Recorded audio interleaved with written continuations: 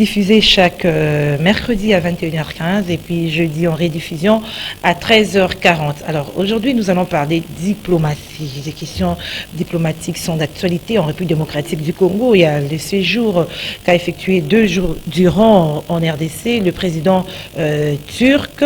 C'est la diplomatie, nous allons en parler. Nous parlerons également de la conférence qu'organise le ministère des Affaires étrangères. C'est la 12e conférence diplomatique avec pour thème la diplomatie au service du développement de la République démocratique du Congo et de la paix. Nous sommes intéressés à ces thèmes et nous parlerons aussi de la 10e réunion du mécanisme national de suivi de l'accord cadre d'Addis Abeba, la 10e réunion qui se tient ce jeudi 24 février 2022. Il sera question pour les pays signataires de cet accord d'évaluer l'état d'avancement de cet accord et puis la mise en œuvre de cet accord et puis les problèmes autour de cet accord. Alors nous recevons à ce sujet un spécialiste des questions diplomatiques. Il s'agit de M. Joseph Koy Wembo, à qui je dis bonsoir. Bonsoir Madame Gisèle, bonsoir à tous nos téléspectateurs et merci de m'inviter encore une fois de plus. Alors l'actualité purement diplomatique ces derniers jours, alors il était important de vous faire venir sur notre plateau de l'actualité pour analyser, pour comprendre un peu les péripéties de tous ces thèmes. Alors il y a tout d'abord cette conférence, cette 12e conférence diplomatique. Les thèmes nous a vraiment intéressés, la diplomatie au service du développement de la RDC de la paix qu'organise le ministère des Affaires étrangères. Alors, qu'est-ce que ces thèmes, quels commentaires vous inspirent ce thème, la diplomatie au service du développement de la République démocratique du Congo et de la paix? Merci beaucoup Madame Gisèle. Il faut dire qu'actuellement, la diplomatie est un outil important pour le développement d'un État. Il n'y a pas un État actuellement qui veut bien se développer sans une diplomatie assez forte, sans une diplomatie qui soit réellement au service de ce pays-là. Il y a lieu ici de féliciter le président de la République, Félix-Antoine Tshisekedi Tshilombo, qui s'est montré actif depuis ses prises de fonction comme président de la République dans le cadre de la restauration ou la restauration de la diplomatie et la mise en place d'un nouveau réseau diplomatique qui puisse profiter à la République démocratique du Congo, ainsi que le Premier ministre et le ministre des Affaires étrangères, M. Christophe Lutundula Apala, qui se montre vraiment actif dans ce sens. Le thème « La diplomatie au service du développement de la République démocratique du Congo et de la paix » m'a beaucoup attiré personnellement et j'ai déjà l'idée, ce qui suit. C'est que la diplomatie peut être au service d'un individu ou d'un groupe d'individus lorsque nous sommes dans les cadres d'un pouvoir autoritaire, dans le cadre d'un pouvoir au service de soi, mais un pouvoir qui opprime le peuple. Lorsque vous avez un pouvoir qui est au service de la nation, un pouvoir qui est au service du peuple, toutes les actions qui sont mises en place par ces pouvoirs s'orientent dans le sens de amener les développements. Ainsi, parce que la diplomatie se trouve être un outil important pour le développement d'un État, il y a lieu ici de utiliser cet outil très important pour le développement de la RDC et aussi instaurer la paix au moyen de cet outil qui est la diplomatie. Aujourd'hui, on ne peut pas, il est difficile que l'on puisse envisager la paix dans un État lorsque cet État n'est pas diplomatiquement fort. C'est pourquoi le président de la République, avec son vice-premier ministre, le ministre des Affaires étrangères, Christophe Lutundula, se sont dit et ont décidé en effet de pouvoir utiliser cette diplomatie pour voir dans quel mécanisme on peut, ou dans quels moyens on peut amener les développements dans notre pays et comment aussi instaurer la paix, parce que depuis bien des années, la RDC, particulièrement l'Est ou la partie Est de ce pays, et où passer des moments très difficiles d'insécurité et d'atrocités énormes. Il était donc important que l'on puisse réfléchir sur comment on peut amener à instaurer la paix dans cette partie de la République. Il faut utiliser la diplomatie pour instaurer la paix. Exactement. Pourquoi? Parce que nous savons que la plupart des attaques sont externes, c'est-à-dire elles ne sont pas internes. Et de ce fait, il est préférable ou il est logique que l'on puisse voir sur le plan diplomatique comment négocier, comment envisager des échanges fructueux avec des pays qui, d'une certaine manière, sont considérés comme ceux-là qui attaquent la RDC. Pourquoi? Parce que c'est vrai qu'on veut bien que la paix soit restaurée de manière automatique, mais il est aussi important de savoir qu'il y a des questions qui ne peuvent être objectivement résolues qu'au moyen de la diplomatie. Donc c'est un thème qui m'a particulièrement intéressé et c'est ici pour moi le cadre de féliciter. Il y a des questions qui peuvent être résolues qu'au moyen diplomatique, mais la paix à l'Est, par exemple, il y a eu des rencontres, des réunions SADC, Grand Lac, mais jusqu'alors la paix n'est pas encore revenue totalement à l'Est du pays. Faudrait-il pas faire chercher d'autres mécanismes pour ramener la paix? Les questions diplomatiques ne se résolvent pas comme l'on voudrait bien, ne se résolvent pas par un coup de baguette magique, ni moins comme sur des roulettes. Ça prend du temps, ça prend de l'énergie et progressivement, je pense qu'il y a un effort considérable qui est en train d'être manifesté par le président de la République et son vice-premier ministre, ministre des Affaires étrangères, pour que finalement nous puissions assister à une paix durable dans l'Est de la République. Donc il y a de quoi espérer dans ce sens-là et bientôt, je pense que la République démocratique du Congo tout entière va vivre la paix étant entendue. Quand on voit la diplomatie, il y a aussi, il y a, par exemple des voyages des chefs d'État. Les chefs d'État beaucoup voyagé à l'extérieur du pays. On dit que c'est un cadre toujours de la diplomatie agissante. Mais qu'est-ce que ça a apporté à la République démocratique du Congo? Ne sent-on pas ça? Bien, le président de la République, comme je le dis au départ, s'est investi ou introduit ses employés pour la mise en place du réseau diplomatique. Il est logique qu'il puisse effectuer autant de voyages si cela l'exige.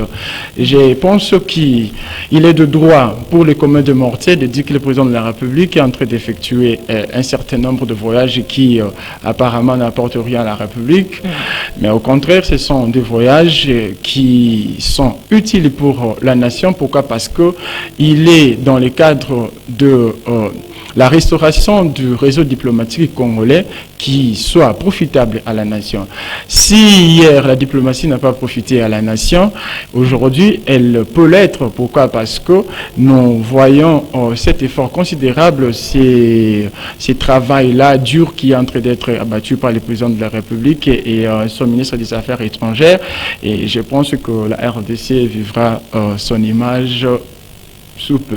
Alors, beaucoup voient déjà de l'arrivée ou le séjour du président turc en RDC, c'est les résultats des nombreux voyages qu'a effectué les chefs de l'État à l'étranger. Est-ce que vous avez exactement, le président Tshisekedi a lui aussi effectué des tours en Turquie. Il était donc logique que son homologue les fasse autant à RDC.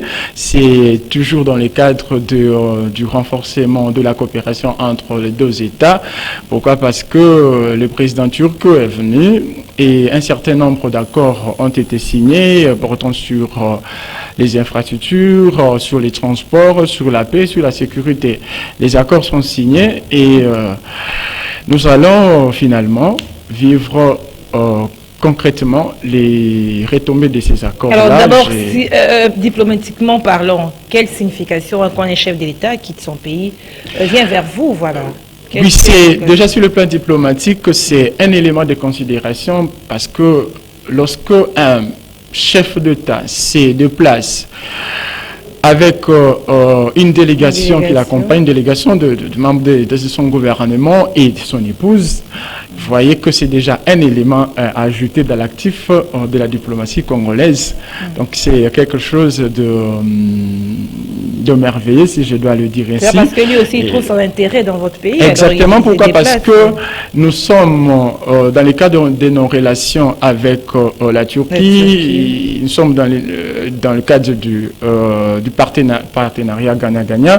Et c'est normal que le président Tshisekedi, étant donné qu'il a effectué autant de voyages, en Turquie notamment, et que son homologue ici venait ici à Kinshasa, c'est logique. D'abord, c'est amical et ça traduit la volonté de vivre ensemble, la volonté de coopérer ensemble, la volonté de vouloir développer les deux États. Et voilà. Partenariat gagnant-gagnant, vous venez de dire, qu'est-ce que la RDC va offrir à la Turquie et vice-versa? On commence à voir par la RDC. Bon, qu'est-ce que la RDC va offrir à la Turquie? Je ne sais pas vous dire concrètement de quoi il s'agit. Pourquoi? Parce que je ne suis pas dans l'administration du président de la République, je ne suis pas dans les secrets du président de la République. Mais ce que je sache, c'est que c'est que la Turquie profitera de la RDC et c'est que la RDC profitera de la Turquie. C'est question de cultiver la patience et nous allons vivre cela. La Turquie, c'est la Turquie, déjà on voit du côté habillement. Oui, à part ça, c'est dans le cadre des échanges commerciaux, dans le cadre du trafic commercial des opérateurs économiques. Et c'est déjà un élément, mais il y a beaucoup d'autres éléments plus importants que cela que nous allons vivre dans le cadre de nos relations avec la Turquie. Mais il ne sera pas le premier président à venir en République démocratique du Congo. Ils viennent et après, on ne voit plus rien. Tout ce qui a été signé comme accord. Bon, madame, ce que nous avons vu hier n'est pas forcément ce que nous verrons aujourd'hui. C'est vrai qu'il y a eu d'autres chefs d'État qui sont venus et finalement sont repartis pour ne plus revenir et il n'en a rien vu de concret. Je pense qu'il n'en sera pas le cas avec la politique diplomatique du président Tshisekedi et qui est en train d'être exécutée par son ministre des Affaires étrangères. Je pense qu'il y a de quoi à revoir dans notre mental. Pourquoi? Parce que chaque président, chaque chef d'État a sa manière de faire les choses, a sa manière de conduire la diplomatie, a sa manière de coopérer. Donc je ne dirais pas que ce qui a été vécu hier le sera forcément aujourd'hui. Finalement, parce que la population voit déjà dans ces balais diplomatiques. C'est logique, c'est pas ça. C'est changement dans le vécu quotidien de la population. C'est une plaie qui a été déjà qui se trouve déjà dans les cœurs du Congolais, mais je peux, à ma qualité d'analyste politique qui est spécialiste des questions diplomatiques, à voir les choses comment elles se présentent, je peux leur assurer que cette plaie-là sera cicatrisée et les choses sont en train d'être organisées pour vivre les retombées diplomatiques du président Tshisekedi. Alors, M. Joseph Koy, vous êtes spécialiste de questions diplomatiques. Pour vous, tout doit se résoudre de façon diplomatique. Il ne faut pas utiliser la force, les armes pour, par exemple, restaurer la paix, par exemple, à l'est du pays. Oui.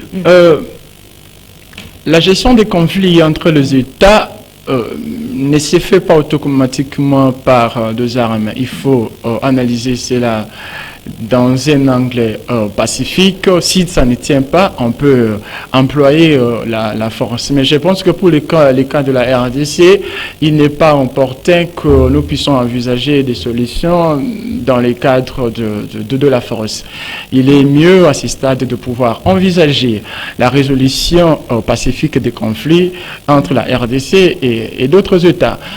Donc c'est vrai, l'on veut que la solution vienne tout de suite, que la paix soit tout de suite restaurée, mais je pense qu'il est important que les choses soient traitées calmement, que nous arrivions à une solution durable, que employer la force et ne pas avoir une solution qui soit durable pour la RDC. Alors pour les cas par exemple du vice-président kenyan qui a par rapport à ses propos tenus dernièrement, bien qu'il s'en est excusé vis-à-vis de la RDC où il a traité des Congolais, de se focaliser plus sur la musique, ils ne savent pas élever de vaches,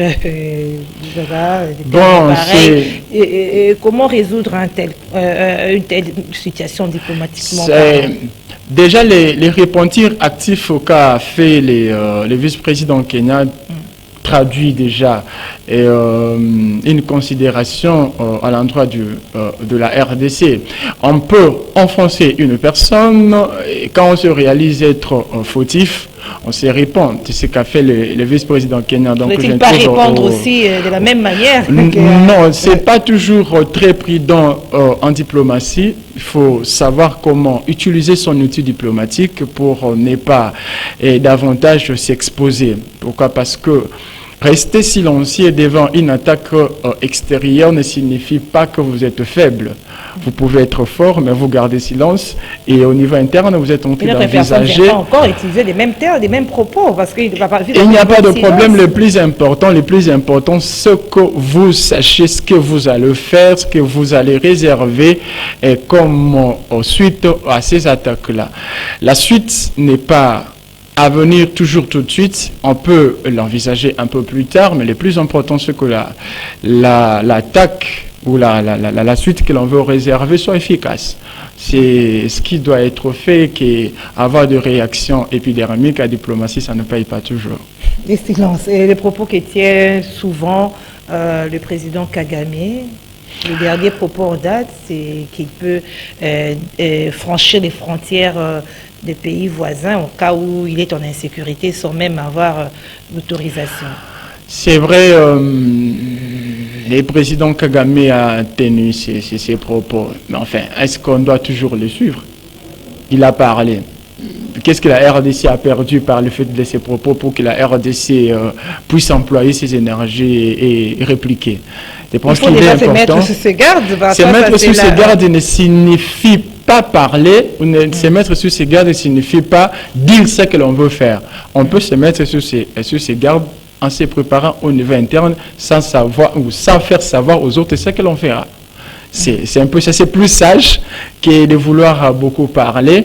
Et voilà, donc l'attitude de la RDC face à des propos épidermiques d'autres chefs d'État est alloué. Donc le silence de la RDC est logique en diplomatie. Rester silencieux, rester calme face à certains propos. Voilà. On peut parler, mais il faut savoir que lorsqu'on parle, il peut y avoir d'autres conséquences beaucoup plus graves que si l'on restait silencieux. Voilà pourquoi je dis que l'attitude du président Tshisekedi est l'attitude d'un chef d'État responsable. Voilà. Mais pour la paix, je m'attelle plus sur ça parce que nous avons vu, il y a eu plus de rencontres, des réunions. Dernièrement, il y a eu même la tripartite. C'est toujours pour restaurer la paix à l'est de la République démocratique du Congo. Ça ne tient pas. Ça va tenir. Ça va tenir, madame. Oui. Ça va tenir. Pourquoi? Parce qu'il y a les intérêts qui sont mis en jeu. Au-delà de ce que nous voyons, au-delà de ce que les citoyens lambda constate, réalise, voit, il y a d'autres éléments qui sont sous-marins que nous ne pouvons pas voir et les résolutions sont à traiter de manière tranquille, si je dois le dire, de manière responsable pour ne pas davantage se livrer. Il y a lieu ici de dire aux Congolais d'être calmes, de cultiver la patience, les travail entre d'autres faits, et nous allons vivre les retombées à les Congolais s'impatientent, les Congolais croyaient qu'après le voyage du chef, il y aura des investisseurs avec des valises et s'il vous plaît, Madame Gisèle, s'il vous plaît, Madame Gisèle, il n'y a que Dieu qui peut faire tomber la manne. Il n'y a que Dieu qui peut amener des solutions tout de suite, des solutions immédiates et résoudre tous nos problèmes. Mais la gouvernance, la gestion d'un État demande la patience pour que le peuple puisse voir exactement ce qu'il attend. Donc il y a lieu pour nous, Congolais, de pouvoir cultiver la patience. Je sais, tous, nous sommes en train de vivre depuis un temps une situation presque inhumaine, mais je pense que les choses sont en train de se mettre sur les rails et nous allons en profiter très prochainement. Alors, je reviens encore sur les séjours de président turc. Il est venu, on l'a très bien accueilli. Est-ce que cela ne va pas occasionner un peu, si je peux dire, de la jalousie aux autres, les autres pays tels que la Chine qui sont déjà avec nous et voir d'un mauvais œil cet accueil du président turc? Non, pas du tout, pas du tout. La diplomatie est entrée d'être exécuté avec toute sagesse par le président Tshisekedi et son vice-premier ministre, le ministre des Affaires étrangères. Lorsqu'il s'agit de coopérer avec la Chine, la RDC va coopérer avec la Chine et les accords seront signés. Lorsqu'il s'agit de coopérer avec la Turquie, il s'agit de coopérer avec les États d'Arabes Unis, lorsqu'il s'agit de coopérer avec d'autres États, la RDC va coopérer, va initier des échanges, va travailler dans le seul but de pouvoir ramener à la RDC ce qu'elle avait perdu. Donc je ne pense pas que le fait que les présidents turcs soient venus sur les sols congolais, que cela attirerait la jalousie d'autres États, dès lors que la RDC s'est dit ouverte à tout contact diplomatique. Et donc voilà. Dans les jours à venir, nous allons voir tous ces accords signés, se concrétiser. Évidemment, mais si l'exécution ne se faisait pas aujourd'hui, tout de suite, mais je pense que, étant donné qu'il y a la volonté politique dans le sens d'amener le développement à la RDC par le moyen de la diplomatie, nous allons vivre cela. Je reviens un peu sur la place de la diplomatie dans le cadre du développement de la RDC. Madame, il faut dire qu'actuellement, il n'y a pas de développement sans la diplomatie. Pourquoi? Parce que aujourd'hui, les États se développent en s'ouvrant à d'autres États et la gestion de relations avec d'autres États s'est faite au moyen de la diplomatie. Actuellement, le secteur économique est devenu mondial. Ce que nous assistons ce que je peux appeler la mondialisation, la globalisation du système économique. Il est donc important que l'on puisse envisager des mécanismes diplomatiques qui permettent de garantir notamment la compétitivité des entreprises nationales sur les plans étrangers pour leur permettre un accès facile. Et donc voilà, il y a ce qu'on appelle actuellement la diplomatie économique, la diplomatie de développement ou la diplomatie des affaires. C'est cette diplomatie qui est tournée vers les secteurs économiques avec pour finalité de faciliter les échanges commerciaux, les discussions commerciales entre les États, mettre en place des accords qui permettent à la RDC de pouvoir s'ouvrir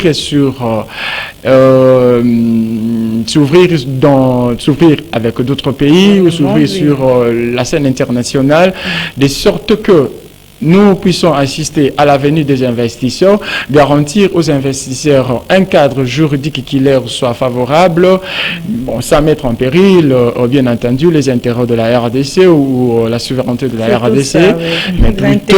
C'est pas qu'ils viennent avec des partenariats où la RDC ne gagne rien et ce sont eux qui en profitent. Non, je pense qu'il y a un visage nouveau que l'on voit avec la diplomatie actuellement, il faut le dire, même si nous pouvons dire tout ce que nous pouvons dire ça et là, mais il faut reconnaître qu'il y a un travail élogieux, un travail à féliciter qui est en train d'être abattu par le président Tshisekedi et son ministre des Affaires étrangères sur le plan diplomatique. Donc la diplomatie d'hier n'est pas celle d'aujourd'hui, celle d'aujourd'hui, c'est celle qui profite à la nation, c'est celle qui assure le développement, celle qui permet le relèvement du secteur économique. C'est pourquoi vous verrez que depuis que le président Tshisekedi est là, nous avons renoué le contact avec les FMI qui s'étaient écartés depuis beaucoup d'années. Et nous avons vu la coopération avec la Banque africaine de développement être mise encore sur la table. Et je pense qu'il y a de quoi à espérer dans le cadre du relèvement du secteur économique au moyen de la diplomatie. Pourvu que la population sente cela, parle Oui, de là, cela.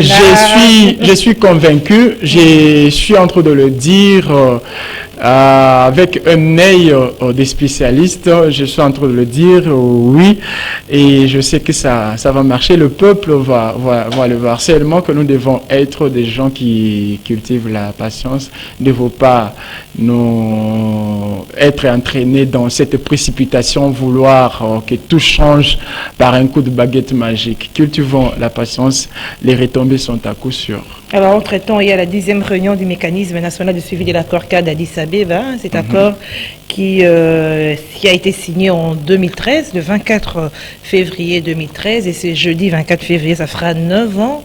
On peut dire que ça souffre d'application. 9 ans après, ils vont évaluer. Alors, comment faire pour obtenir son application intégrale, efficace du côté des signataires et pour que la paix revienne? Il faut dire que l'exécution d'un accord ou d'un texte ou l'application, dans le cas d'espèce de ce traité-là, de cet accord-là, exige la volonté politique de tous les signataires. Et c'est vrai que ça fait déjà 9 ans que cet accord a été mis en place, mais aussi il faut dire que nous assistons progressivement à la restauration de la paix en RDC. Là, il faut le souligner. Et je pense que c'est en cours d'exécution intégrale et nous en profitons pour demander à tous les signataires de cet accord de pouvoir manifester la volonté politique au fait d'assurer l'application intégrale de cet accord. Alors, je rappelle, madame, messieurs, que nous recevons ce soir monsieur Joseph Koiwembo. Il est spécialiste des questions diplomatiques. Il est aussi analyste politique. Avec lui, nous avons analysé le séjour du président turc en République démocratique du Congo avec des accords signés et aussi la 12e conférence diplomatique qu'organise le ministère des Affaires étrangères du 26 au 28 janvier. Les thèmes nous ont intéressés, parce que nous parlons de diplomatie. Oui.